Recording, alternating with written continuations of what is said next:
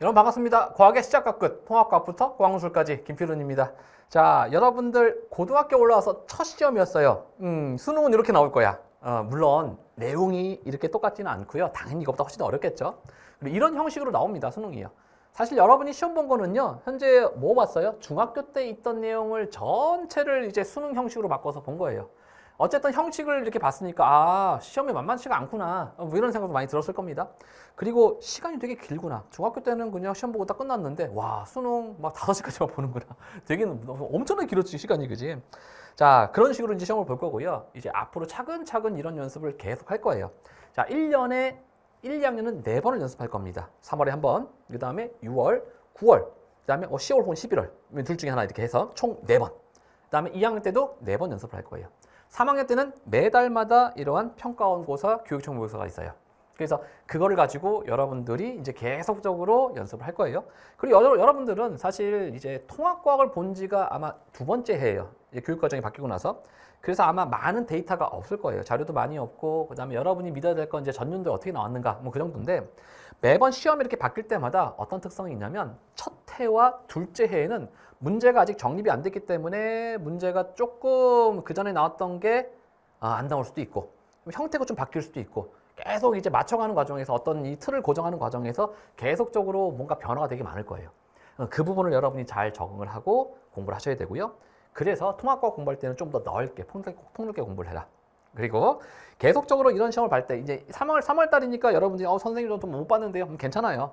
지금은 이게 3학년 중3 때까지 중학교 내용이기 때문에 고등학교 내용이 한 40, 50% 나오긴 하지만 나머지는 이제 고등학교 통합과학이 안 나와요. 그 내용이. 그래서 이 시험을 못 보더라도 괜찮습니다. 다만 여러분들이 시험을 못 본 사람은 괜찮대 하하하가 아니라 못 본 사람들은 중학교 때 과학적인 지식이 상대적으로 없기 때문에 1학년 때 통합과학, 2학년 때 과학을 배우는데 좀 불리할 거예요. 그걸 어떻게 만회하고 그걸 넘어서기 위해서는 여러분이 고등학교 때 훨씬 더 열심히 공부하셔야 돼요. 중학교 때 공부량하고요, 고등학교 공부량은 확실히 달라요.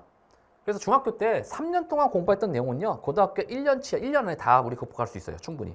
내가 아무리 중학교 때 공부 안 하더라도 고등학교 때 정신 잘 차리고요, 그 다음에 계속 이렇게 해나가면 충분히 여러분이 극복할 수 있기 때문에 걱정 마세요. 중학교 때 못했다고 고등학교 때 못했던 거 아니에요.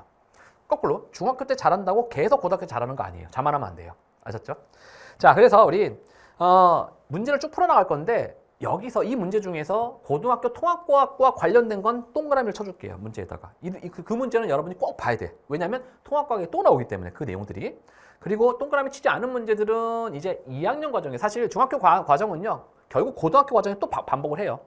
근데 통합과학을 제외하고 나머지 과목도 물리학, 화학, 생명과학, 지구과학 그다음에 유전과 어쩌고저쩌고 막 나오잖아. 그지? 과목들이. 그 과목 안에 중학교 때 배웠던 내용이 나오긴 나와요. 하지만 그 부분은 이제 너무 먼 얘기이기 때문에 우리는 통합과학에 나오는 것만 선생님이 동그라미를 쳐줄게요. 아셨죠? 자, 1번 문제부터 보겠습니다. 1번 문제. 자, 1번 문제는요. 물질의 상태 변화에 관련된 거죠. 자, 얘도 통합과학에서 나옵니다. 상태 변화에 대해서. 그래서 여러분들이 이 내용도 알고 있어야 돼요. 자, 통합과학에 나오는 동그라미야. 여름철 수영장에서 놀다가 물 밖으로 나오면 몸이 묻은 물이 뭐 하면서 시원해져요? 그렇지. 기화하면서 시원해지는 거죠. 물의 상태 변화를 지금 물어보고 있어요. 아이스크림 상자에 넣은 드라이 아이스가 뭐 하면서 그지? 바로 드라이 아이스 크기가 작아진다. 이걸 승화라고 부르는 거죠. 드라이 아이스는 뭐였어요? CO2의 고체 버전인 거지, 그지? 그래서 CO2는요, 기체 아니면 고체 버전밖에 없어요. CO2, 즉 기체 이산화탄소를 CO2라고 부르고요. 고체 이산화탄소를 드라이 아이스라고 부르죠. 그래서 기화, 승화, 1번이 되겠네요. 이런 용어들을 나중에 통합과학에서 한 번 더 배울 거예요. 자, 그래서 1번 통합과학이 나오는 거니까 꼭 아셔야 되고요. 자, 2번. 자, 2번은요. 얘는 통합과학에서 직접적으로 나오진 않지만 여기서 몇몇 개념들이 나오기 때문에 얘는 삼각형을 하겠습니다. 삼각형. 통합과학의 한 50% 정도가 여기 나오네요. 자, 감나무 나왔어요. 그 다음에 세균 나왔고요. 직박구리 나왔습니다. 자, 기억부터 읽어볼게요. 기억은 광합성을 통해 스스로 양분 합성을 한다고. 그렇죠. 얘는 감나무 식물이기 때문에 광합성할 수 있는 거죠. 답이 아니죠. 자, 답이 아니고 X 할게요. 니는 핵막이 없다. 세균은요, 뭐 했어요? 원핵 생물이죠. 원핵 생물. 원핵 생물은 어떤 특징을 가져요? 그렇죠. 얘는 핵막이 존재하지 않는 거죠. 그래서 틀렸고요. 답이 아니고요. 자, 그러니까 이 답이 아닌 거지. 맞는 내용이야. 맞는 내용. 우리 옳지 않은 거 고르는 거니까. 자, 디귿은 동물계에 속한다. 직박구리는 여기 있네. 동물이네. 그렇죠? 동물계. 답이 아니고요.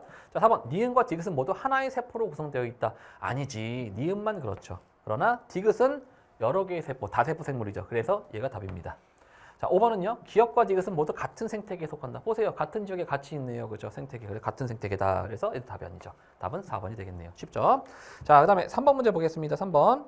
3번은요. 이건 중요한 문제예요. 얘는 고등학교 과정에서 되게 중요하게 다루는 단원 중에 하나입니다. 그리고 문제도 거의 유사해요. 고등학교에서 다루는 거랑. 그래서 얘는 꼭 여러분이 아셔야 됩니다. 자, 지진과 화산의 분포다라고 되어 있네요. 지구 표면은 하나의 판으로 이루어져 있다? 아니죠. 하나의 판이 아니라 하나가 지구고요. 10여 개의 판으로 이루어져 있는 거죠. 그래서 틀렸어요. 자, 지진이 발생하는 지역에서는 항상 화산 활동이 일어난다. 아니지. 화산이 훨씬 더 많은 에너지가 필요해요. 지진은 좀 더 적은 에너지가 필요하단 말이야. 그래서 화산이 있으면 반드시 지진이 있다는 맞아요. 하지만 지진이 있으면 화산이 있다? 이건 틀렸어요.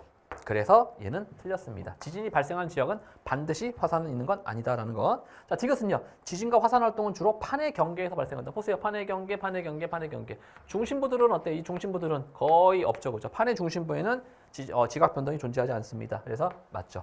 그래서 판의 경계에서 얘가 마찰이 일어나거나 둘이 충돌하거나 뭐 뻗어나오거나 아니면 스쳐 지나거나 이런 것 때문에 열이 에너지가 모이게 되겠고 그 에너지 때문에 이러한 화산과 지진이 만들어지는 거였죠. 이걸 판구조론이라고 배웠던 것 같아요. 자, 답은 그래서 디귿. 몇 번이야? 자, 2번이 되겠네요. 2번이 답이 되겠습니다. 이런 식으로 풀 수 있었습니다.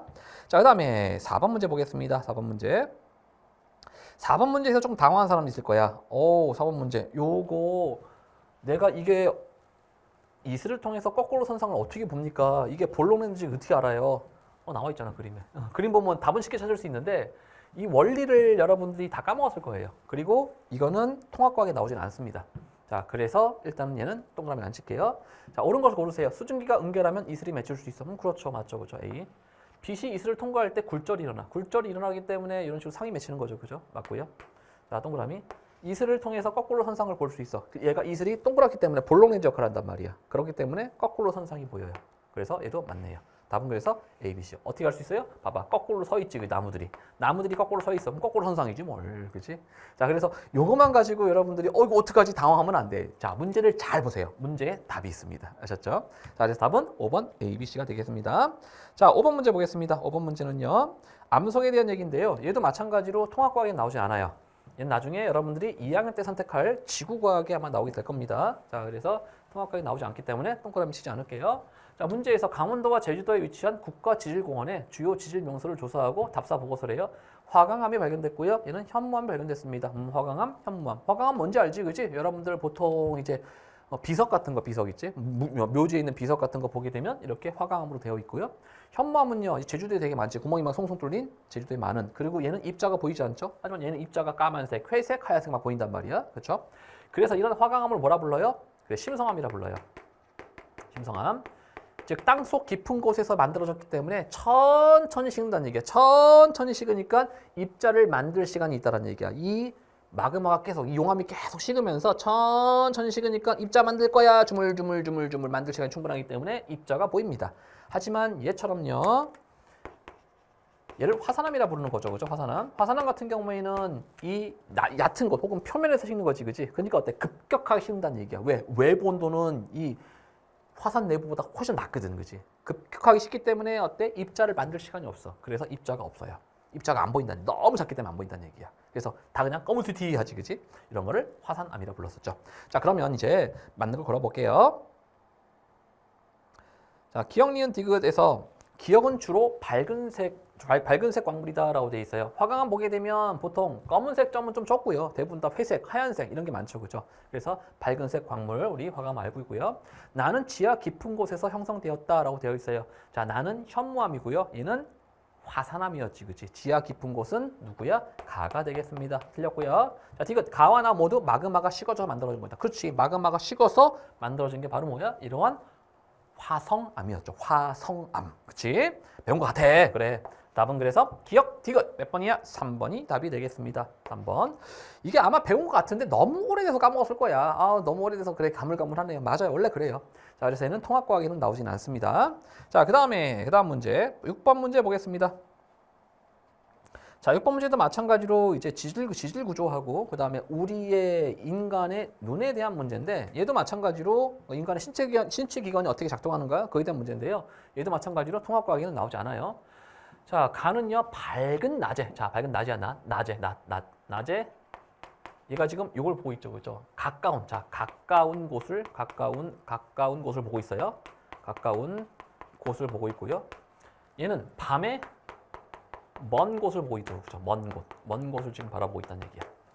자, 그랬을 때 얘의 층은요, 사암과 쉐일로 이루어져 있어요. 사암과 쉐일은 뭐였어요? 둘 다 퇴적암이었죠, 그죠? 그래서 가의 층은 퇴적암이다. 바로 맞고요. 자, A의 동공은 가에서가 나에서보다 크다. 가에서가 크다를 얘기했는데 얘는 밤에는 어떻게 돼요? 밤에는 동공이 확장이 되죠. 너무 어둡기 때문에 빛이 많이 들어와야 돼. 근데 빛이 너무 없잖아. 그러니까 동공이 커질 수밖에 없는 거고, 낮에는 빛이 많기 때문에 동공이 축소가 돼요. 그래서 작아졌죠, 그렇죠? 그래서 얘는 틀렸네요.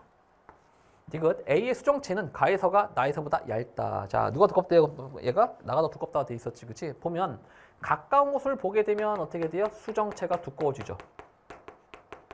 자, 두꺼워진다는 얘기야. 두꺼워져야지만 굴절을, 가까운 게 커 보이니까 굴절을 많이 해야 될 거 아니야, 그지? 먼 곳은요, 수정체가 얇죠. 먼 곳의 물체들은 일반적으로 작게 보여요. 자, 점점 멀어져서 작게 보이잖아, 그지? 작게 보이니까 어떻게 돼? 자, 여기 수정체에서 좀만 꺾여도 되는 거지, 그지? 우리가, 자, 무슨 얘기냐면, 여기에 수정체가 이렇게 있으면 가까이 보이는 물체와 멀게 보이는 물체, 똑같은 물체예요. 멀리 있으면 좀 더 커 보일 거 아니야, 얘가, 물체가. 그렇죠? 그러면 내가 여기에 망막에 상이 맺혀야 된다는 얘기야. 그러면 가까이 보는 물체 예를 들어 볼게요. 자, 가까이 있는 거, 아이고 반대로 썼네요. 가까이 있는 게 크게 보이고요. 멀리 있는 게 작게 보이겠죠, 그죠? 자, 가까이 있는 물체가 이렇게 수정체가 두꺼워지게 되면 얘는 많이 꺾여서 여기에 작아서 상이 맺히겠지?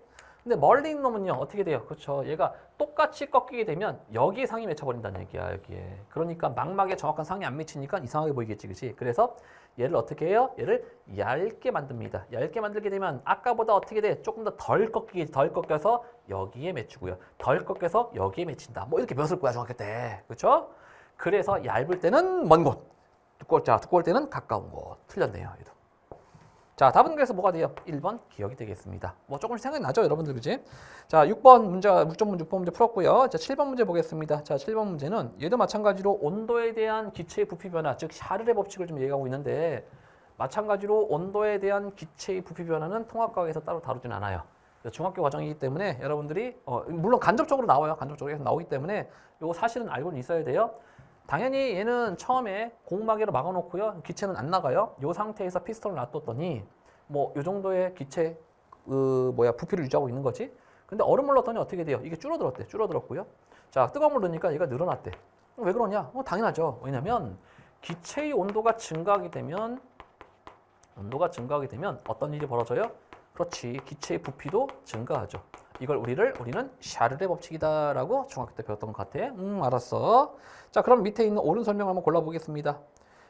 주사기 속 기체 분자은은 나가 가에서도 많다. 아니죠. 지금 우리는 이 피스톤을 연 적이 없어. 그대로 유지한 거지, 그치? 그래서 많다가 아니라 같다가 되는 거죠.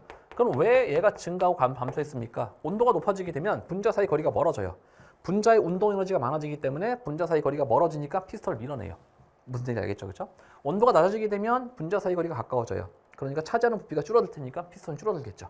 자, 그래서 얘는 같다. 틀렸어요. 자, 니은 피스톤이 멈춘 후 주사기 속의 기체 분자의 운동은 다에서가 나에서보다 활발하다. 자, 다가 더 활발하다라고 되어 있어요.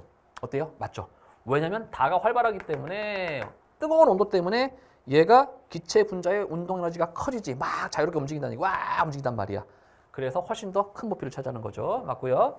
자, 디귿. 달을 통해 뜨거운 햇볕에 놓아둔 과자 봉지가 부풀어 오른다. 그렇지. 과자 봉지 안에는 질소 분자가 가득 들어있단 말이야. 그럼 얘가 뜨거워지면 어떻게 돼? 질소 분자의 부피가 증가하겠지, 그치? 온도가, 기체 온도가 증가했으니까 얘가 많은 운동 에너지를 얻어서 부피가 증가한다. 맞네요. 답은 그래서 니은과 디귿이 되겠습니다. 자, 몇 번이에요? 그래서 4번이 답이 되겠네요. 이런 식으로 쉽게 우리가 찾아낼 수 있겠다라는 거. 자, 이제 다음 페이지 넘겨서 우리 8번 문제 보겠습니다.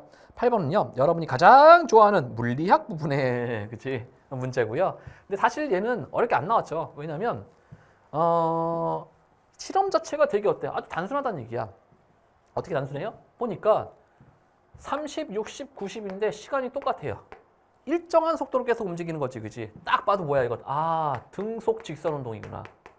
현재 지금 등속 직선 운동을 하는구나. 라는 걸 딱 알 수 있다는 얘기야. 왜?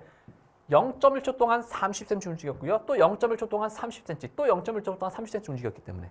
그래서 얘 속도가 얼마냐라고 한다면 그냥 아무거나 해도 돼요. 뭐 전체거나 해도 되는 거고, 뭐 여기만 해도 되고. 그러면 30cm까지만 할까요?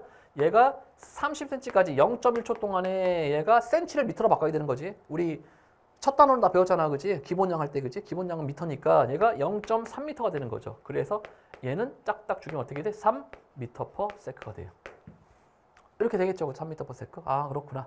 그러면 얘는 등속 직선 운동이기 때문에 어떤 거 고르면 돼요? 자, 얼마? 3m/s로 달리는 등속 직선 운동은 1번밖에 없습니다. 3 딱 써있지, 그치? 등속 직선 운동, 그치? 자, 이런 식으로 8번도 쉽게 우리가 볼 수 있었네요. 자, 9번 문제 보겠습니다. 아, 그래서 8번 문제 미안해. 8번 문제 동그라미 쳐줄게요. 얘는 여러분들 통합과학에 나오는 내용이기 때문에 얘는 꼭 아셔야 돼요. 아셨죠, 그죠? 8번은 꼭 아셔야 되고요. 자, 그 다음에 9번 문제 보겠습니다. 9번 문제. 9번 문제는 통합과학이 안 나와요. 나중에 여러분들 지구과학에서 이걸 배울 거고요. 통합과학에는 나오지 않는 내용이기 때문에 아, 이런 게 있었지라고 생각하시면 좋겠습니다. 자, 그림은 학생이 어느 날 관측한 천문현상이래요. 자, 보니까 뭐 얘기하고 있는 것 같아? 달이 사라졌다 다시 나타나. 그렇지. 이걸 월식이라 부르죠. 월식. 식이 뭐야? 먹었다. 달을 먹었다는 뜻이야. 달을 먹으면 어떻게 달이 안 보이겠지, 그지? 그래서 옛날 사람들이 뭔가 하늘에 있던 어떤 천체, 어떤 무언가가, 어떤 거대한 무언가가 달을 먹었다가 토해냈겠구나. 그래서 월식이라 이름을 지은 거야. 일식은요, 해를 먹었다야. 해가 사라졌다가 나타나는 걸 일식이라 불러요. 그럼 당연히 월식 왜 생겨요?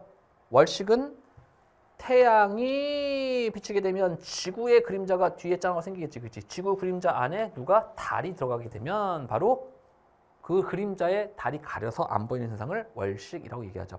사실 달도 반짝반짝 스스로 빛을 못 내기 때문에 태양빛을 반사를 해야 돼요. 근데 지구 그림자 안에 들어가게 되면 태양빛을 반사를 못 하겠지, 그치? 왜냐면 태양이 여기 있는데 앞에 누가 가리고 있단 말이야. 그러면 내 뒤에 있는 놈은요, 어두운 그늘에 있겠지, 그치? 그러면 태양이 나한테 안 도달하기 때문에 나는 반짝반짝 할 수가 없다는 얘기야. 그래서 얘가 사라지는 것처럼 보이는 거죠. 그러니까 슬슬 움직이는 거지. 얘가 달이 여기 있다가 슬슬 달이 이쯤 있다가 움직여서 얘네 쏙 들어오게 되면 사라졌다가 다시 이렇게 나타나는 거지. 자, 그래서 얘는 B가 되겠습니다. 2번이 되겠네요. 너무 쉽다, 그치? 자, 이게 9번이 되겠고요. 그 다음에 10번. 10번 문제는 통합과학에 나오는 내용이에요. 그래서 여러분들이 10번 문제는 꼭 맞아야 돼요. 그리고 꼭 왜 틀렸는지, 틀린 사람들은 왜 틀렸는지 알아야 돼요. 알았죠? 똑같이 나와요. 통합과학에서. 자, 그림은 여러 전기 기구와 각각의 소비 전력을 나타낸 것이다. LED 스탠드와 형광 스탠드는 전기 에너지를 비드는 열 에너지 전환하며 1시간 동안 발생하는 열 에너지는 누가 더 많대요? 형광 스탠드가 더 많다라는 얘기야. 자, 우리가 전기 에너지를 공급하게 되면 지금 둘 다 뭐야? 형광등이나 현재 지금 LED나 모두 다 어떻게 에너지가 전환되냐면 일부는 열 에너지로 전환되고요. 그 다음에 일부는 어떻게 돼요? 빛 에너지로 전환이 돼요. 이렇게 전환되는 거지, 그치? 그런데 잘 보게 되면 얘하고 얘는요, 소비 전력이 똑같아요. 소비 전력이 뭐였니? 1초 동안의 전기 에너지지, 그치? 그러니까 얘는 둘 다 전기 에너지가 11W로 똑같다는 얘기야. 그런데 문제는 뭐였어요? 열 에너지가 누가 더 많다고? 형광등하고 그 다음에 LED가 있으면 얘가 열 에너지가 더 많다라고 했단 말이야. 그럼 반대로 똑같은 양만큼의 전기 에너지를 공급했는데 열로 많이 전달됐어요. 그러면 빛은요, 누가 더 많겠어요? 그렇지. 형광등하고 LED가 훨씬 더 많은 거지. 그러면 같은 전기 에너지를 공급하고도 누가 더 밝아요? 얘가 훨씬 더 밝아요. 이랬지, 그치? 그래서 여러분들 보통 형광등이 한 30W를 먹거든, 보통 형광등. 여러분 이제 천장에 있는 형광등, 뭐 형광등 쓰는 사람이 요즘 많지는 않죠, 그죠? 형광등이 30W를 먹게 되면 그 밝기야. 그 다음에 30W짜리 LED 전구는요, LED 전구가 한 4배 정도 밝아요. 똑같이 30W를 하더라도. 뭔 얘기인지 알겠지? 그러면 형광등 정도의 밝기, 30W짜리 밝기를 하려면 한 5W에서 6W 정도, 5W에서 10W 사이 정도가 30W 형광등이랑 밝기가 똑같아요. 무슨 얘기인지 알겠죠? 자, 그래서 기억, 작동하고 있는 선풍기에서 전기 에너지의 일부는 운동 에너지로 전환한다. 그렇죠. 선풍기는 모터를 돌리기 때문에 운동 에너지로 바꾸는 거 맞고요. 자, 1시간 동안 사용할 때 발생하는 빛 에너지는 형광 스탠드가 LED 스탠드보다 크다라고 돼 있는데, 형광등이 크다라고 돼 있는데 아니죠. 빛 에너지는 누가 더 컸어요? LED가 훨씬 더 컸었죠. 그렇죠? 그래서 얘는 틀렸습니다. 그 다음에 디귿이 계산하는 문제인데 지금 소비하는 전기 에너지는 선풍기를 30분 동안 사용했을 때, 자, 선풍기는 지금 얼마야? 선풍기 써볼게요. 선풍기는 지금 30W죠, 그죠? 우리가 전기 에너지란 건 공식이 어떻게 됐었어요? 전기 에너지는 얘가 전력에다가, 그지? 전력 곱하기 시간이죠. 전력 곱하기 시간인데 이때 시간은 초로 계산을 해요. 그리고 우리가 전기 에너지도 배웠지만 뭐도 배웠어요? 전력량도 배웠었죠, 그죠? 전력량도 배웠었고, 전력량은 전기 에너지를 우리가 쉽게 계산하기 위해서 만든 거다. 그래서 전력 곱하기 시간이었는데, 근데 이때 시간은 뭐였어요? 그냥 시간이었단 말이야. 아워였단 말이야.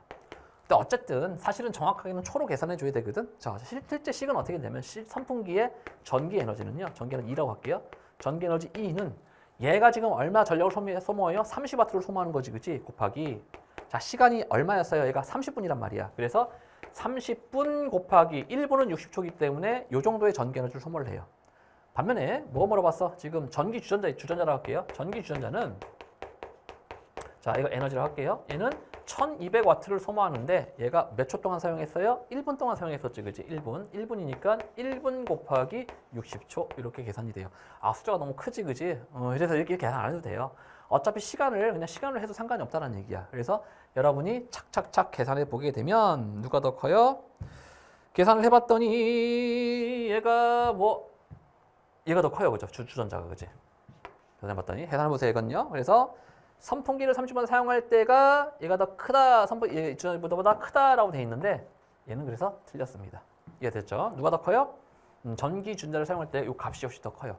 이렇게 계산하기 싫으면 또는 이렇게 계산해도 돼요. 얘를 다른 식으로 어떻게 계산하냐면 전력량으로 계산해야 돼. 어차피 이거 두 개는 비례관계거든. 전기 에너지와 전력량은 비례관계거든. 그래서 30 곱하기 0.5 해도 돼요. 그냥 0.5 아워. 얘는 어떻게 계산해요? 그냥 1200 곱하기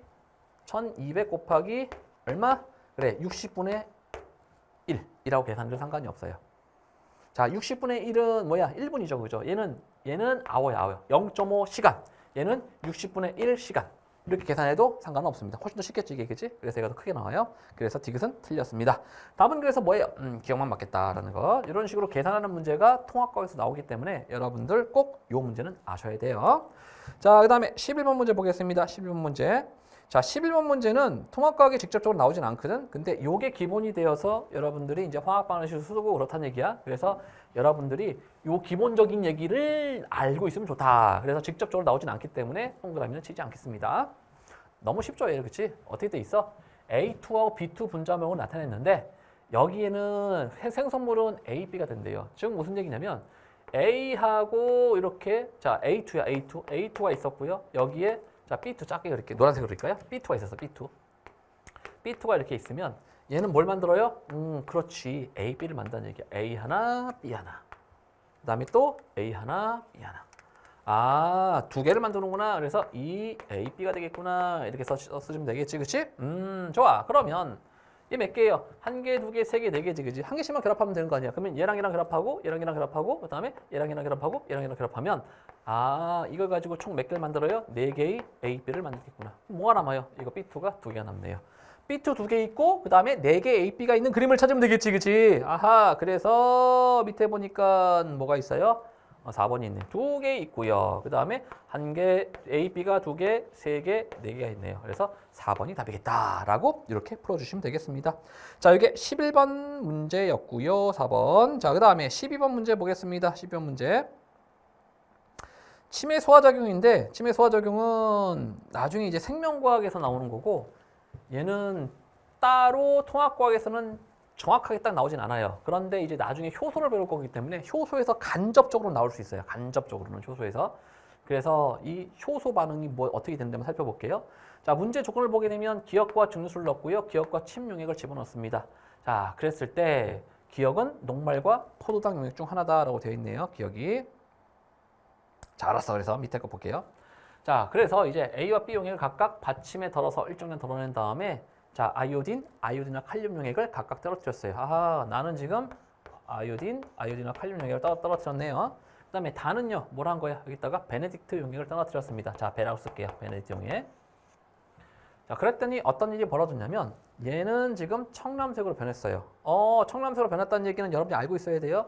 아이오딘과 칼륨 용액과 누가 만나면 아하, 얘가 녹말이 만나게 되면 뭐가 되는 거야? 청람색이 되겠구나 라고 판단할 수 있는 거고 그 다음에 베네딕트 용액과 누가 만나면 베네딕트 용액과 그 다음에 포도당, 당이라고 할게요. 당을 만나게 되면 뭐가 돼요? 여기 있는 황조색이 되겠다라고 우리가 판단할 수 있다는 얘기야. 오케이? 자, 그러면 이제 아까 넣어준 게 무엇이냐라고 돼 있단 말이야. 자, 문제 조건에서 뭐라 돼 있냐면요. 기역은 기역 플러스 증류수, 그 다음에 기역 플러스 침용액이었죠. 그죠? 자, A가 뭐였어? A는 써볼게요. 기역 플러스 증류수였고요. 증류수. 그 다음에 B는요. 기역 플러스 침이었죠. 침용액이었단 말이야. 그럼 당연히 여기서 침 속에 아밀레이스가 들어있죠. 아밀레이스가 들어있기 때문에 만약에 여기다 녹말을 집어넣었다면 어떻게 될까요? 그렇지, 얘는 소화가 일어나기 때문에 당이 된다는 얘기야. 그러면 얘를 녹말이라 가정해 볼게요. 여기가 녹말이라 가정한다면 얘는 침 용액에 의해서 어떻게 돼? 소화가 일어나죠. 소화가 일어나요. 그래서 여기는 뭘로 변해요? 정확히는 엿당이 만들어지죠. 뭐 엿당 모르겠으면 당이라 하세요. 알았지, 그지? 당이 만들어진다는 얘기야. 자, 그러면 여기서 녹말이 다 사라졌겠구나. 침 용액이 있으면. 그럼 얘는 당밖에 없겠네. 그럼 얘는 무슨 반응? 이거는 나중에 베네딕트 반응이 일어나겠다라고 판단할 수 있는 거지. 근데 보세요. B에서 어떻게 됐어? 베네딕트 반응이 일어났단 말이야, 지금 현재. 그렇지? 그렇다는 얘기는 나의 가정이 맞았구나라는 거지. 얘들보다 얘도 녹말이었어. 녹말 집어넣게 되면 증수 집어넣었단 말이야. 근데 A는 지금 아무것도 없기 때문에 얘는 그대로 뭐가 남아요? 나중에 녹말이 그대로 남아있을 거란 말이야. 그럼 이 녹말은 무슨 반응할 거야? 그렇지. 아이오딘이나 칼륨 용액에 의해서 얘랑 반응해서 청람색으로 변하겠죠. 보니까 어때요? A는 청람색으로 변했네. 그렇죠. 아, 그럼 기억이 뭐다? 녹말이 맞구나 라고 판단할 수 있다는 얘기야. 자, 다 있어요. 자, 그러면 이제 기억은 녹말 용액이다. 어때요? 맞죠? 기억 녹말 용액이 맞고요. 사람의 침에는 녹말을 분해하는 효소가 있다. 그렇지, 그렇지. 그래서 그게 이름이 뭐였어요? 아밀레이스라고 불렀었죠, 그죠? 그다음에 다의 비용액에서 검출된 영양소는 탄수화물이다 그랬는데 요거 많이 틀렸어요. 보세요. 여기 당이 나온다 그랬었죠, 그렇지? 당. 이게 정확히는 엿당이 나와요. 아밀레이스는 녹말을 엿당으로 분해하는 거거든. 그리고 이 베네딕트 용액은 사실 포도당만 검출하는 게 아니라 당 성분, 엿당이라든지 포도당은 모두 다 황적색으로 변화를 시켜요. 그런데 이 당은 어디에 속하는 거야? 그래, 탄수화물을 자르면 당이 된다는 얘기야. 아, 물론 녹말도 탄수화물이에요. 뭐 어쨌든 우리가 B에서는 지금 B는 뭐가 나와요? B의 용액에서는 현재 지금 엿당이 나오기 때문에 엿당이 어디 속하냐 이거야. 사실 여기다 엿당을 주게 되면 여러분이 헷갈려 할까봐 이걸 탄수화물을 준 것 같아. 근데 이게 더 헷갈리지, 그치? 자, 그래서 탄수화물이다. 왜? 탄수화물은 엿당, 당, 녹말, 뭐 셀룰로스 이런 걸 다 포함하는 걸 탄수화물이라고 불러요. 그렇기 때문에 이것도 맞죠. 왜냐하면 엿당도 탄수화물 속하기 때문에 여기서 많이 틀렸을 거야. 그래서 5번이 답이 되겠습니다. 이해되셨죠? 자, 요게 10 몇 번이야? 2번 문제였고요. 이제 13번 문제 같이 보겠습니다. 13번 문제. 자, 13번 문제는 이거 통합과에서 배우는 내용이야. 그래서 여러분들이 요 13번 문제는 잘 알고 계셔야 돼요. 13번 문제 동그라미.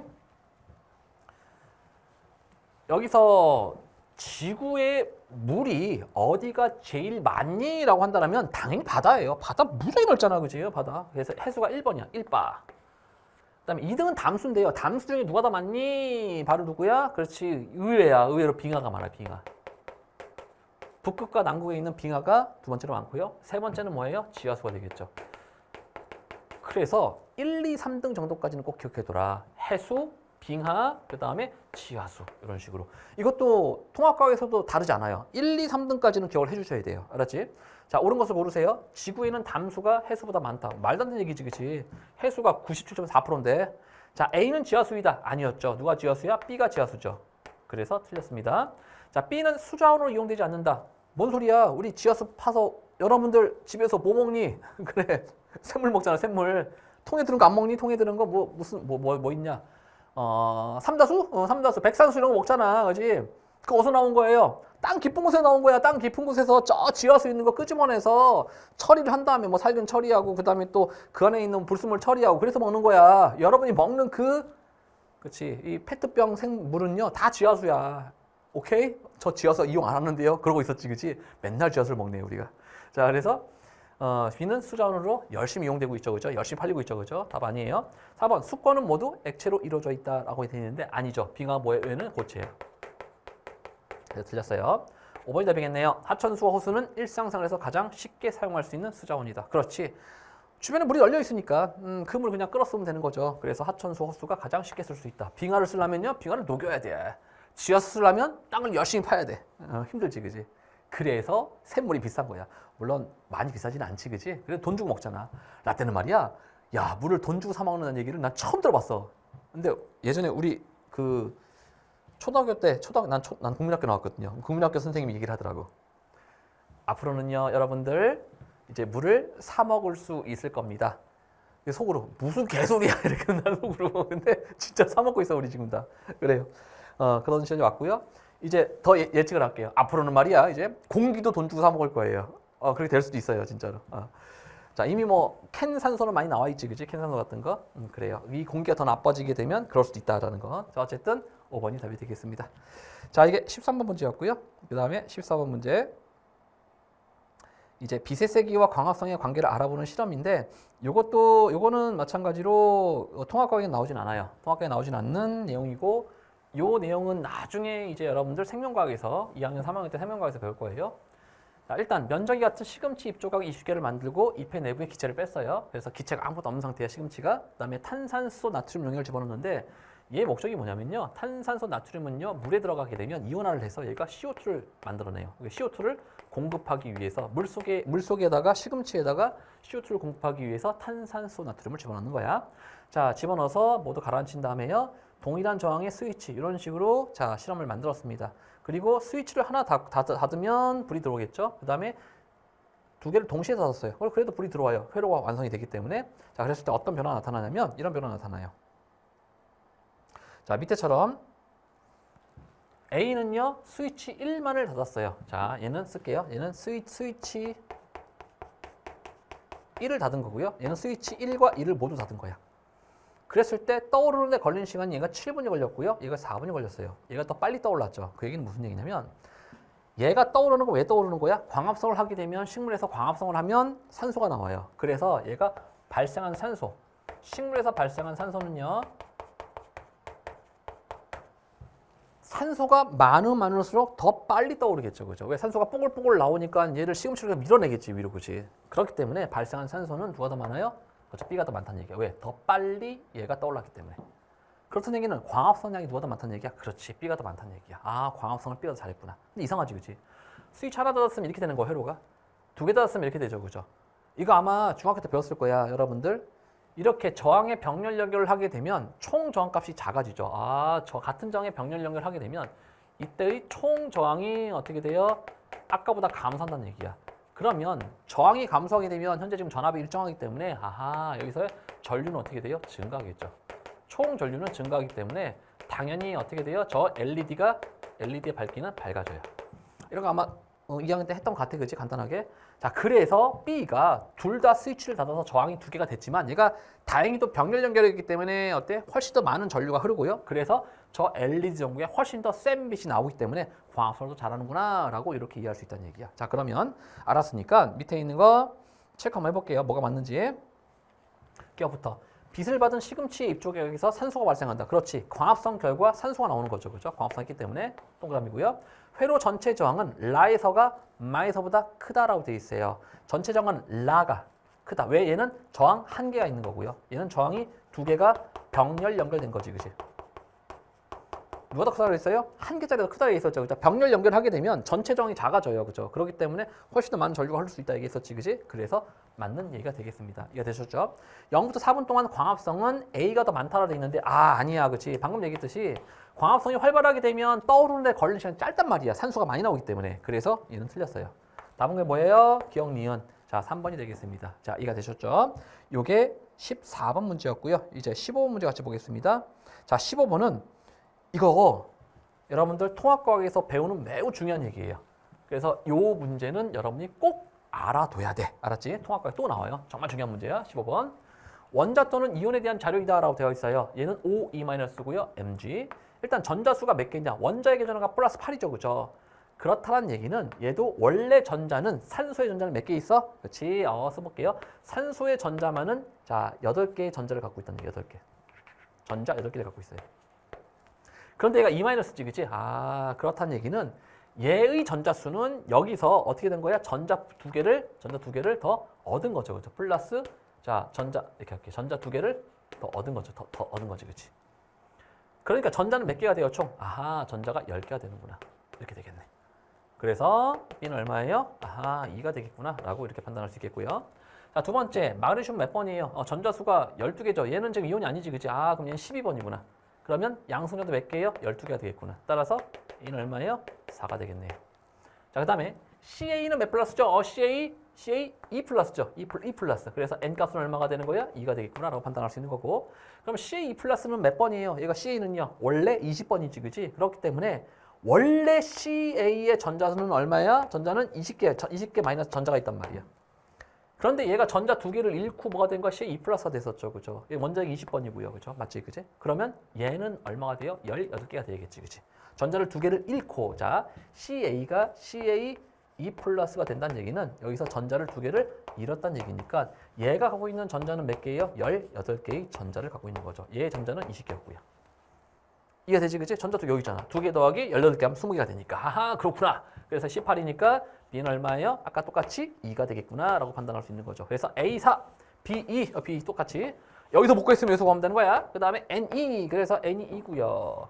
A가 4, B가 2니까 얘는 1이 나오겠네요. 답은 1번. 이런 식으로 풀어나가시면 되겠습니다. 이해가 되셨죠?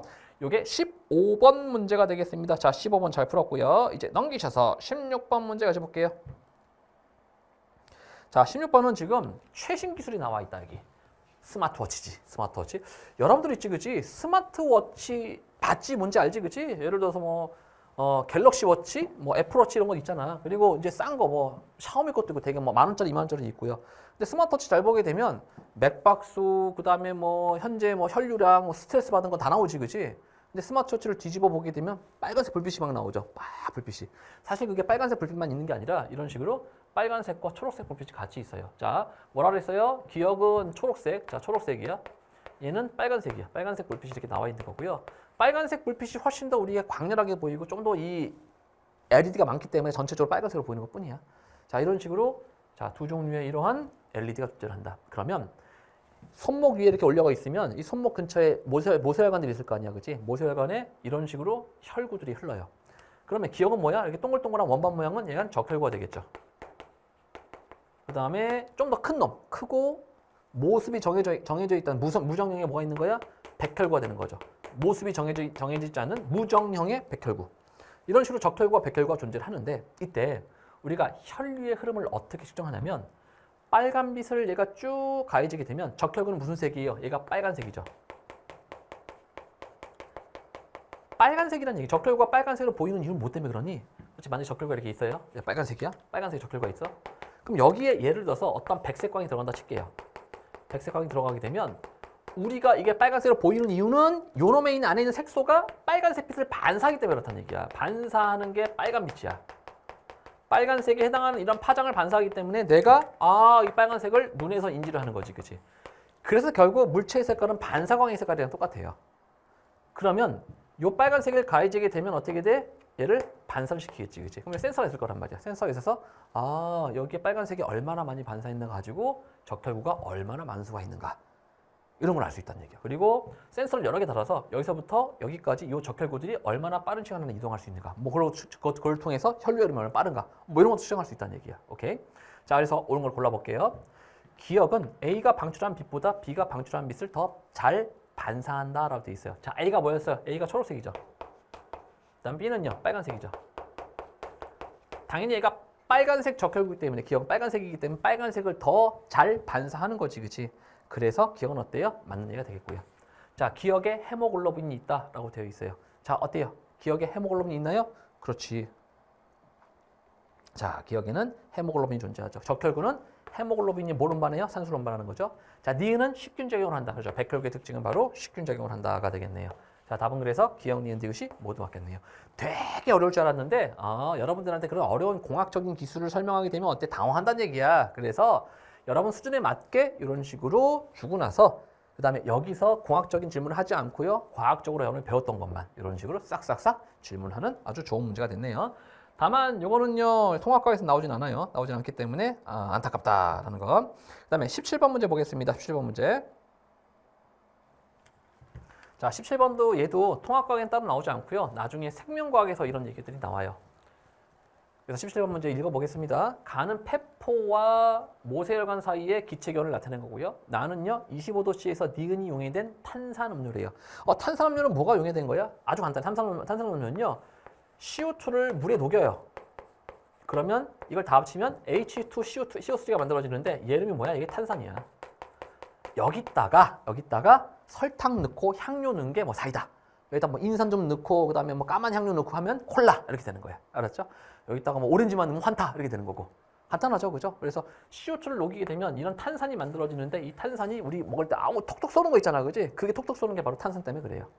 자, 어쨌든 이런 식으로 됐다. 그리고 기억과 니은 중 하나는 산소고 하나는 이산탄소다라고 되어 있네요. 그래서 이미 니은이 기포로 격렬하게 빠져나온다 했기 때문에 아 그렇구나. 여기서 니은이 바로 뭐다? 니은이 CO2가 되겠구나를 확인할 수 있는 거고요. 따라서 기억은 뭐예요? 따라서 얘는 산소가 되겠다. 왜? 문제 조건 때문에. 자 그러면 그래서 확대해서 진짜 맞는지 확인해 볼게요. 얘가 페포고 페포는 요 바깥이 뭐가 되는 거예요? 얘가 외부가 되는 거지, 그지? 자, 안 밖으로 이렇게 왔다 갔다 하겠죠, 기체들이. 얘는 페포로 빠져나와야 돼. 아까 니은이었지, 그지? 이산화탄소가 맞나요? 그렇죠. 얘가 CO2가 밖으로 이렇게 빠져나와야 되는 거죠. 그래서 빠져나와서 페포로 와서 외부로 나가는 거고요. 그 다음에 O2는 어떻게 돼요? 밖에서 먹어서 이쪽으로 O2를 줘야 되는 거지, 그치? 아, 맞네. 내가 생각한 게. 그 다음에 탄산이 깨서 빠져나와서, 기포가 깨서 빠져나오죠, 그죠? 이게 바로 CO2가 깨서 빠져나오는 거죠. CO2, 아까 하얀색 썼나요? 하얀색 CO2가 빠져나오는 거죠, 이런 식으로. 자, 오른 거 한번 골라볼게요. 기억은 산소이다. 맞네요, 그죠? 그 다음에 가에서 니은의 농도는 모세혈관에서가 페포에서보다 높다라고 되어 있어요. 자, 니은이 뭐였어요? CO2죠. CO2는 어디에서 어디로 이동하죠? 그렇지, 모세혈관에서 페포로 이동해야겠지, 그치? 근데 이게 맞나 볼게요. 모세혈관에서가 페포에서보다 높다, 모세혈관 높다 얘기했었지, 그치? 얘가 고농도고요. 얘는 저농도예요. 이 CO2가 이동하는 방식은 뭐지? 확산이죠. 확산은 고에서 저로. 아하, 확산이 되겠네요. 그치? 우리가 원하는 방향이 뭐였어? 모세혈관에서 페포로 가야 되기 때문에 모세혈관이 높은 거지, 고농도죠. 그죠? 아, CO2가 이동하면 모세혈관에 있던 CO2를 페포해 주기 때문에 외부에다 버릴 수 있겠구나. 아하, 맞구나가 되는 거네요. 자, 디귿. 나에서 니은의 농도는 뚜껑을 열었을 때가 뚜껑을 열기 전보다 크다라고 돼 있어요. 자, 니은의 용해도야.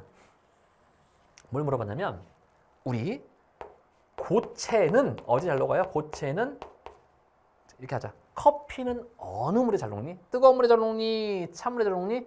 그렇지, 뜨거운 물에 잘 녹아요. 아, 고체는 더운 물에 잘 녹아요. 그런데 기체는 어디에 잘 녹아요? 기체는 거꾸로 찬 물에 잘 녹아요. 간단하게 여러분들 사이다를 말이야 내가 따서 먹고 남겨놓은 거 잠갔어. 그 다음에 그걸 냉장고에 보관한 거랑 하나는 먹고 잠갔어. 방바닥에 보관한 거랑 다음날 열면 어떻게 돼? 칙 나오는 게 누구야? 방바닥에 놓은 게 칙 나온단 말이야. 그 칙이 뭐야?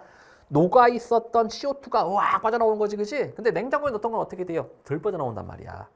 아, 그렇구나. 찬 곳에서 지금 많이 녹아있기 때문에 덜 빠져나오는구나. 이렇게 알 수 있는 거죠, 그죠? 그러면 용해도는 즉 CO2가 얼마나 많이 녹아있는가를 의미하는 거고, 그러면 뚜껑을 열면 어떻게 돼요? 열면 얘가 빠져나간다며.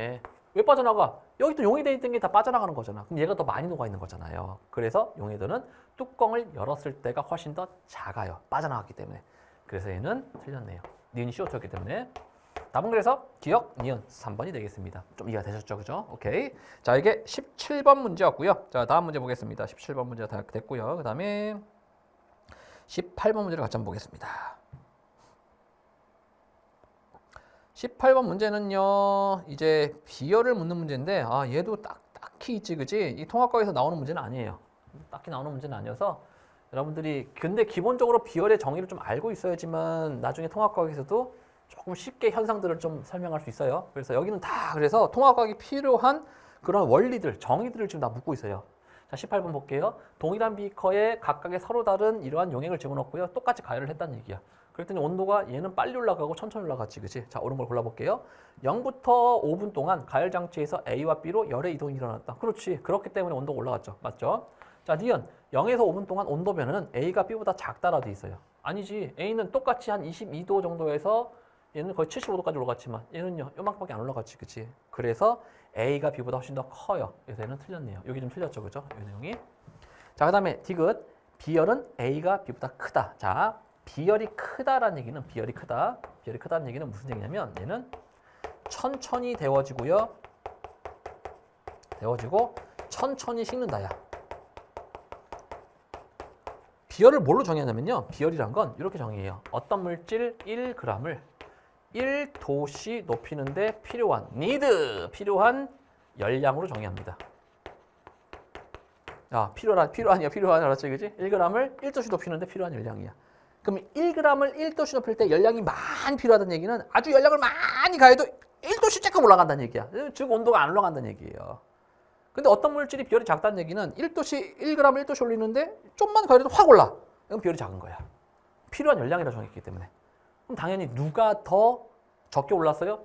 얘는 이만큼밖에 안 올랐지. 얘는 이만큼 올랐단 말이야. 아우 빨리 데워지네. 얘는 천천히 데워지네. 그래서 천천히 데워지고 천천히 식는 게 누구야? B란 얘기야. 그래서 지금 여기서 A가 B보다 크다고 했는데 이게 틀렸다고요. 반대로 돼 있죠. 그죠? 그래서 이것도 틀렸습니다. 이건 비열의 정의를 알아야지만 여러분이 풀 수 있는 문제였고요. 그래서 비열의 정의는 알아두세요. 알았죠? 자, 기억만 맞겠네요. 답은 1번이 되겠습니다. 이게 18번 문제가 되겠고요. 이제 19번 문제 보겠습니다. 19번 문제. 이제 거의 막바지에 다다르고 있네. 자, 19번은 부력에 대한 문제인데 부력도 따로 통합과학에서는 물어보진 않아요. 그래서 여러분들이 부력은 나중에 물리학에서 2학년, 3학년 때 물리학에서 볼 거니까 통합과학에 나오지 않는구나. 그래도 이런 힘이 있구나. 부력이라는 힘이 존재했구나. 라는 사실만 좀 잘 알아두면 좋겠어요. 자, 물체 A를 여기다 넣었더니 나중에 이렇게 뽕 하고 떴대. 이게. 그럴 수 있잖아. 그렇지? 물체를 가만히 넣은 다음에 손을 딱 떼니까 어떻게 돼? 위로 뜰 수 있겠죠. 처음에 이렇게 있는 이유는 내가 힘을 가해줬기 때문에 이렇게 있는 거지. 그렇지? 자, 옳은 설명 고르세요. A에 작용하는 부력의 크기는 가에서가 나에서보다 작다라고 되어 있는데 부력의 크기는 어떻게 정의하죠? 자, 부력의 크기가 크다는 얘기는 자, 어떻게 하면 커져요? 그렇지. 잠긴 부분이 크면 클수록. 잠긴 부분이 크면 클수록 어떻게 돼? 부력이 커지는 거죠. 아마 여러분이 수영했을 때 느낄 거야. 수영했을 때 막 머리 들기 할 때, 그지? 머리를 많이 빼잖아? 그럼 다리가 가라앉아. 근데 머리를 조금만 이렇게 빼잖아? 물 잠가놓고? 그러면 머리에 부력이기 때문에 전체적으로 몸이 가라앉지는 않습니다. 무슨 얘기 알겠죠? 그죠? 그래서 아마 수영 배울 때 여러분들이 머리를 들지 마세요! 막 이런 얘기 했을 거란 말이야. 그리고 수영할 때 팔을 빼잖아? 그럼 가라앉아요. 이렇게, 그지? 왜? 그만큼 내가 잠긴 부분이, 팔에 잠긴 부분이 부력을 형성했었는데 팔을 이렇게 빼버리게 되면 한쪽으로 쭉 잠겨버리지, 그치? 잠긴 부분의 크기만큼, 그 부피만큼 바로 잠긴 부피가 크면 클수록 부력의 크기가 커져요. 그러면 당연히 부력은 누가 더 커요? 그렇지, 얘가 더 크다는 얘기야. 근데 뭐라 그랬어요? A에 작용하는 부력의 크기는 가에서가 나에서보다 작다. 이렇게 돼 있네, 그치? 근데 얘가 지금 현재 틀린 거죠. 그래서 얘는 틀렸어요. 자, 니은 A에 작용하는 중력의 크기는 가와 나에서가 같다. 아니, 질량 똑같을 거 아니야. 얘도 질량이 M이고. 질량이 M이라면 얘 아래쪽으로 질량 얼마예요? M 곱하기 G만큼. 이 G가 9.8이, 여러분 9.8 해봤나요? 9.8 M만큼이 이 중력이겠고요. 얘도 똑같이 9.8 M만큼이 중력이겠죠. 중력만 따진 거야, 지금. 알았죠? 중력만. 지금 뭘 안 따졌어요? 부력에 의해서 얘는 부력 때문에 올라간 거고요. 이 경우는 올라갔다는 얘기는 중력보다 부력이 더 크니까 올라간 거지. 그렇지? 오케이. 자, 그래서 같다. 맞아요. 중력만 따지면 같다. 밀도는 A가 물보다 크다라고 되어 있어요. A가 더 크다라고 되어 있는데 밀도가 크면 어떻게 되니? 가라앉죠. 떴잖아, 이거지. 떴단 말이야. 뜬 게 밀도가 작은 거야. 그럼 반대죠. 안 되네. 그래서 2번만 맞습니다. 니은만 맞겠네요. 자, 이런 식으로 19번 문제를 풀 수 있었고요. 이제 20번 문제 보겠습니다. 자, 20번 문제는 최근에 배웠던 거예요. 여러분 3학년 때, 그치? 근데 아마 다 까먹었을걸, 이거. 공식 하나도 생각이 안 나는데요. 1년 전에 배웠기 때문에 다 까먹었을 거예요. 자, 얘는 뭐냐면 이슬점, 기온과 이슬점의 관계, 뭐 포화순이랑 고스톱 뭐 이런 거 배웠었지, 그치? 여러분들 일단 그 식은 생각이 나요? 식 어떤 거 생각? 상대습도 생각나? 상대습도? 여기 상대습도 나오는데 상대습도는 뭐냐면 상대습도 현재 기온의 뭐분의 뭐였어? 현재 기온의 자, 이슬점, 그지? 전체 포화 수증기량 분의 포수라 쓸게요. 포화 수증기량 분의 바로 이슬점의 수증기량였죠, 그죠? 혹은 이슬점의 수증기량 혹은 실제 수증기량.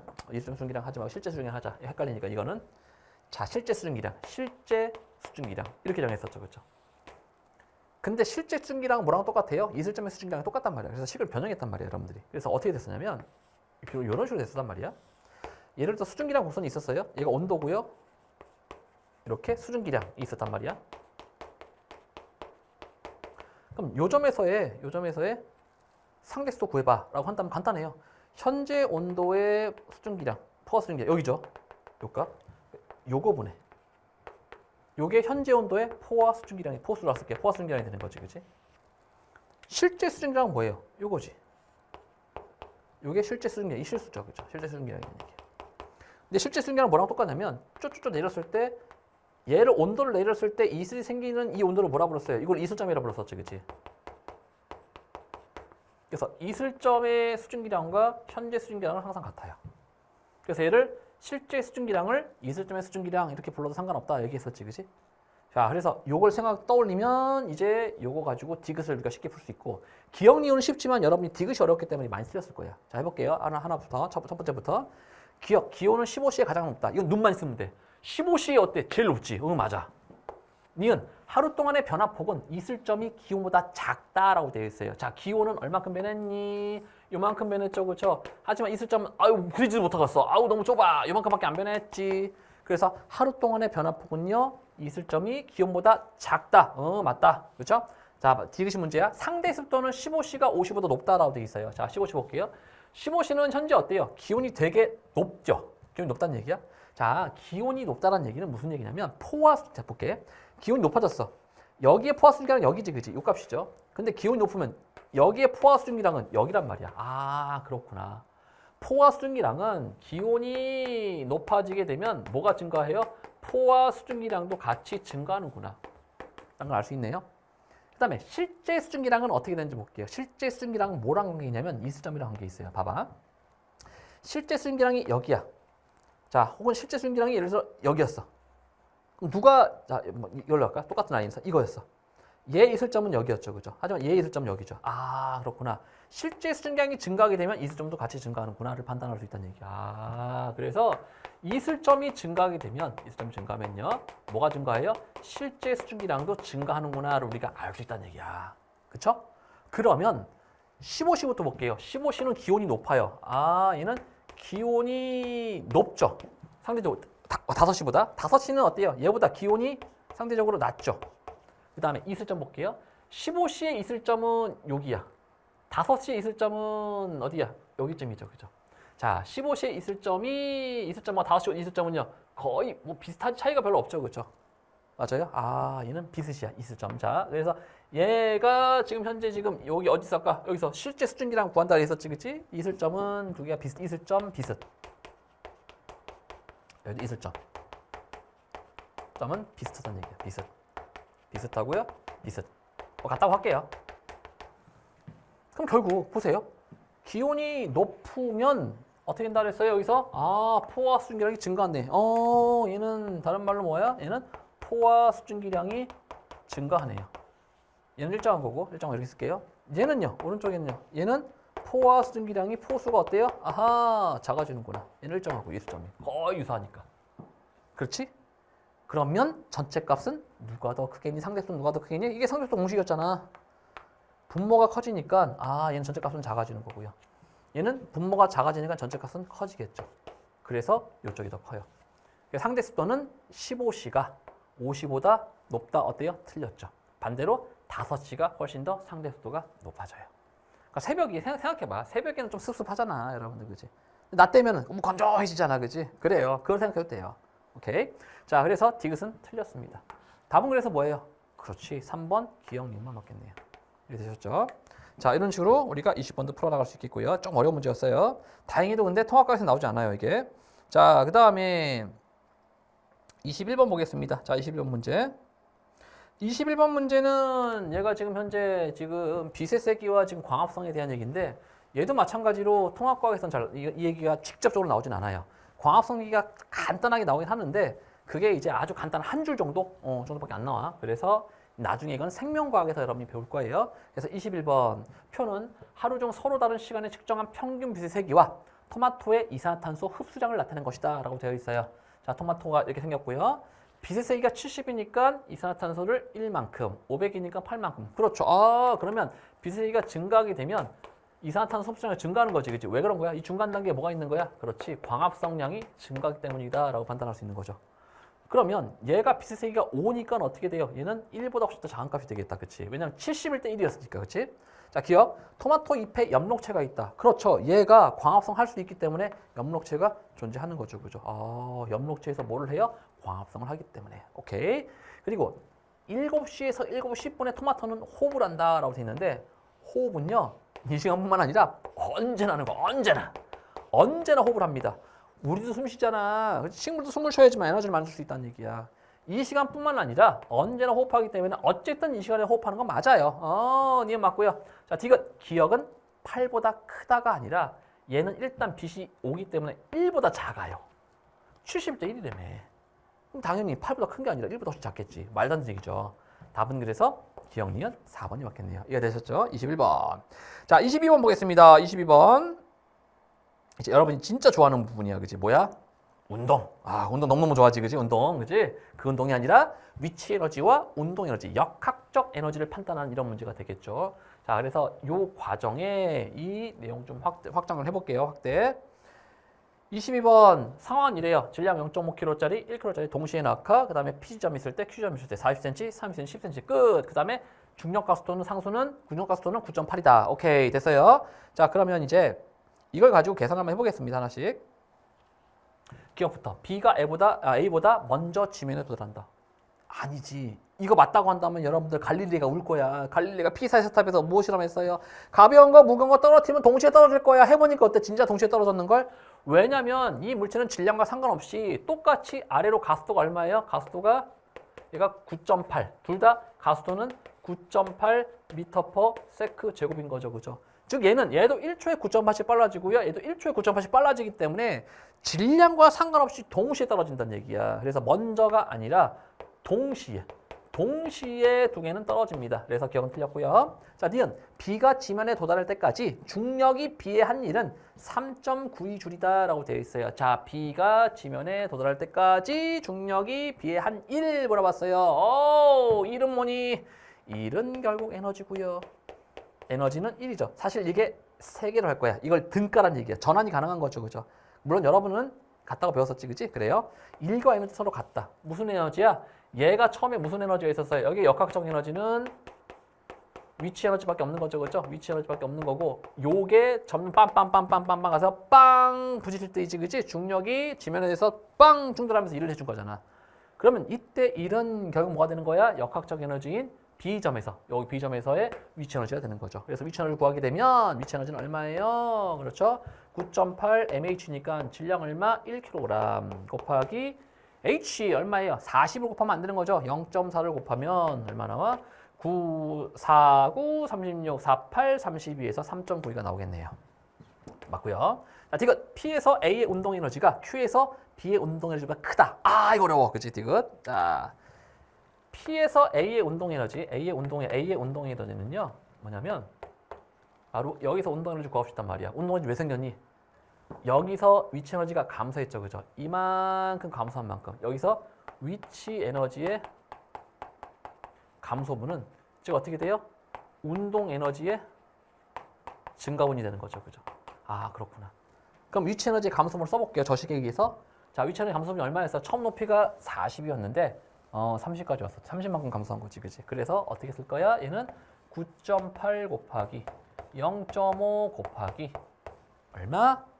총 40에서 낮은 높이가 10이 된 거죠. 그죠? 그래서 40cm 0.4에서 0.1을 뺀, 즉 0.3만큼이 감소분인 거지. 그치? 자, 마찬가지야. Q에서의 P에서의 A 운동 에너지야. Q에서의 B의 운동 에너지도 마찬가지로 얘도 어떻게 돼? 여기서부터 여기까지 왔을 때 자, 위치 에너지의 감소분. 위치 에너지 감소분은 뭐랑 똑같아요? 운동 에너지의 증가분이랑 똑같은 거지. 그치? 그렇구나. 그래서 얘도 쓰게 되면 얘는 어떻게 돼요? 9.8 곱하기 얘는 1kg죠. 1kg 곱하기 처음 높이가 0.4였고요. 나중 높이가 얼마예요? 그렇죠. 0.3이죠. 그죠? 그러니까 0.1만큼 이렇게 증가했다는 얘기야. 당연히 계산해 보게 되면 누가 더 커요? 얘가 더 크지. 그치? 이건 눈으로 알 수 있지. 뭐 9.8 계산 안 하더라도 이거 나머지만 계산해서 충분히 판단할 수 있는 거죠. 그죠? 그래서 얘가 얘보다 크다가 됐어요. 어때요? 맞죠? 계산해 보니까 맞다는 얘기야. 아마 얘가 3이었고 얘가 아마 계산하면 딱 큰 거 나오지. 그치? 자, 그래서 답은 뭐예요? 니은 디귿 몇 번이야? 4번이 아주 가려졌네. 4번이 답이 되겠습니다. 자, 조금 어려웠는데 여러분들이 이 식만 생각나면 충분히 풀 수 있어요. 금방 할 수 있어요. 아주 복잡한 건 아니란 말이야. 자, 요게 자 22번 문제고요. 요 문제는 사실 완벽하게 그 위치 에너지 운동 에너지는 고1 때 배우진 않아요. 근데 중력의 개념을 배우기 때문에 얘도 삼각형으로 이렇게 표시하겠습니다. 삼각형. 약간의 개념을 배운다라는 것. 자, 그 다음에 23번 문제. 자, 23번은 연주시차에 대한 문제인데 얘는 고등학교 때 통합과학이 다루진 않아요. 나중에 지구과학에서 여러분이 다룰 거예요. 연주시차. 이건 최근에 배워서 아마 잘 기억을 하고 있지, 그치? 연주시차의 원리를 알아본다. 시차가 뭐냐면 보이는 차이예요. 그러니까 왼쪽 눈과 오른쪽 눈을 감을 때 같은 물체가 어떻게 돼? 이 시차에 따라서 다른 일체 보이죠, 그죠? 왼쪽, 오른쪽 이렇게 할 때, 그치? 그게 바로 시차가 되는 거고 그 시차의 반을 우리는 연주시차라 부르는 거지, 그치? 그래서 연주시차는 지구에서 여기서 측정했을 때, 여기서 측정했을 때야.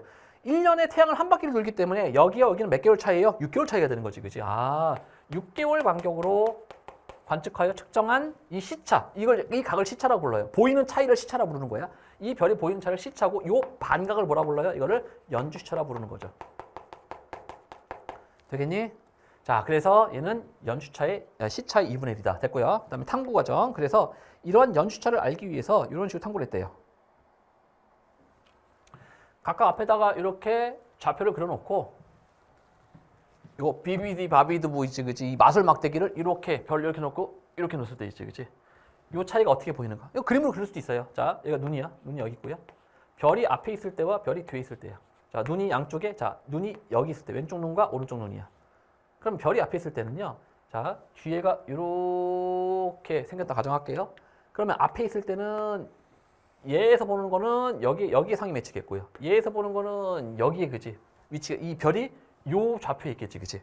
그런데 별을 멀리 했어요. 멀리 하면 어떻게 돼요? 얘는 여기, 그 다음에 여기. 그렇구나. 멀수록 요 사이 거리가 좁아지고요.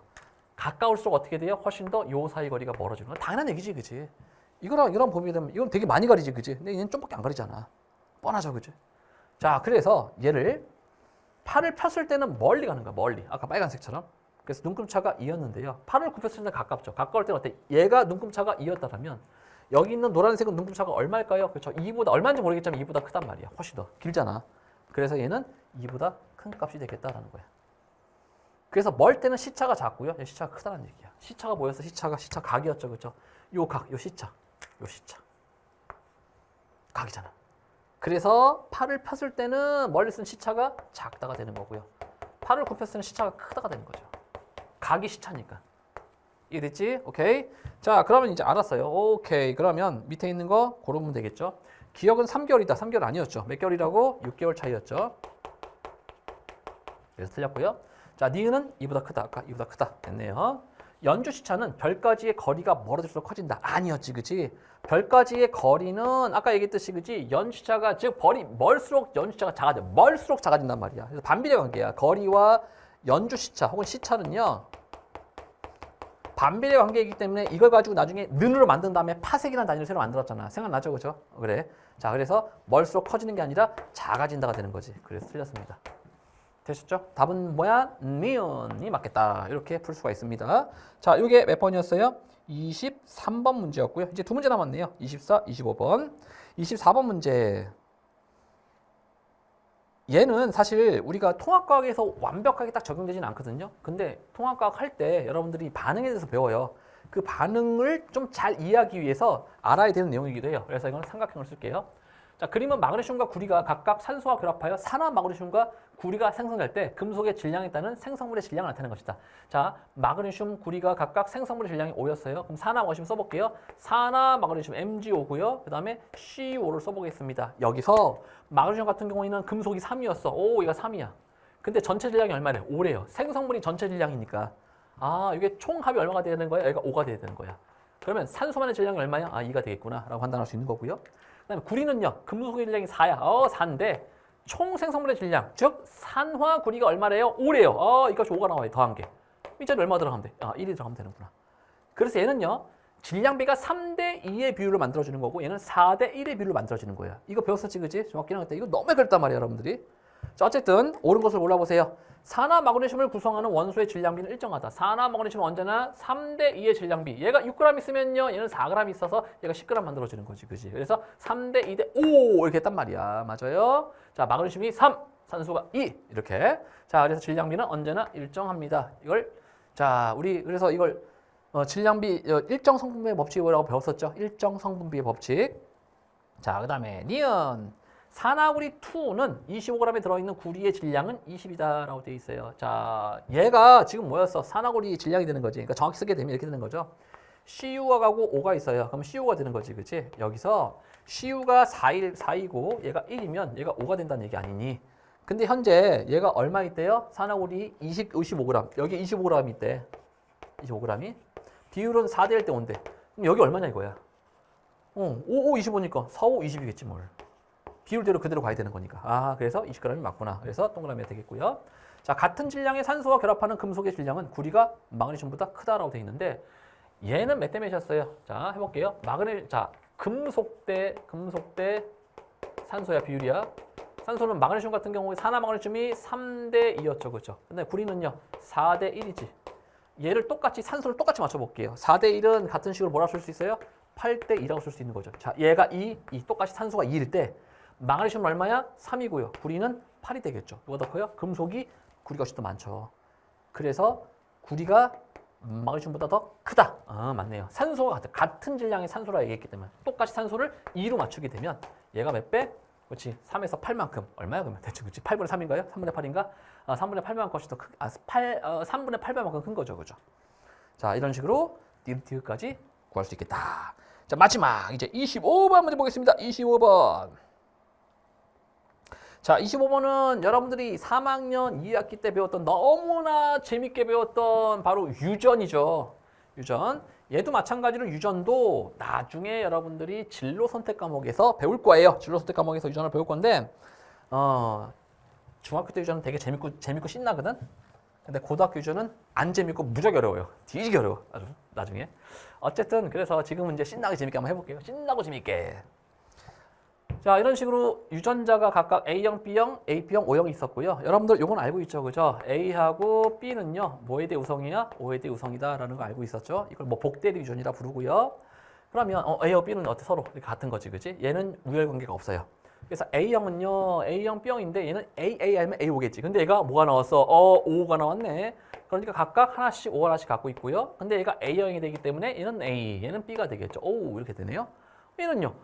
아빠한테 A, 엄마한테 B 받으면 얘는 A, B 이렇게 되겠다. 그치? 자, 옳은 것을 고르세요. O는 A에 대해 열성이다. 아니죠. A가 더 우성이기 때문에 기억은 틀렸습니다.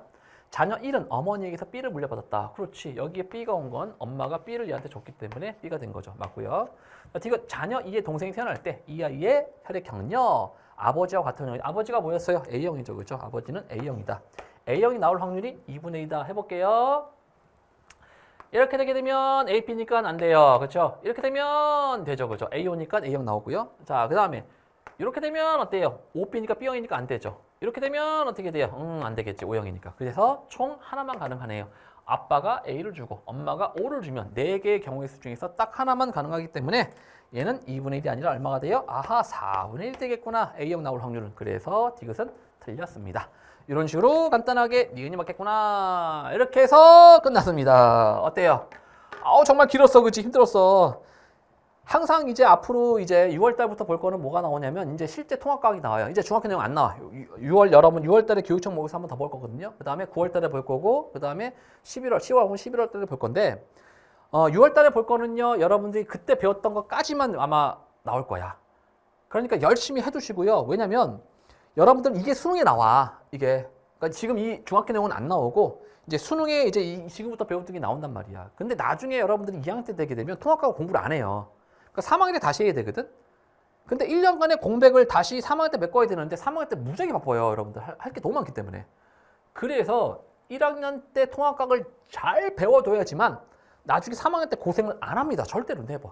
그냥 달달달 외우는 건 별로 의미가 없어. 이해를 하면서 가야지, 이걸 다.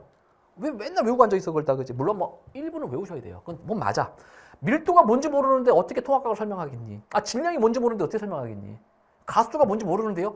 그럼 안 돼요. 그런 것들은 이제 기본적으로 안 상태에서 여러분들이 그걸 가지고 이제 이해를 하는 과정이 있어야 된다는 얘기야. 그렇게 공부를 하고 그렇게 배워야 돼요. 그렇죠?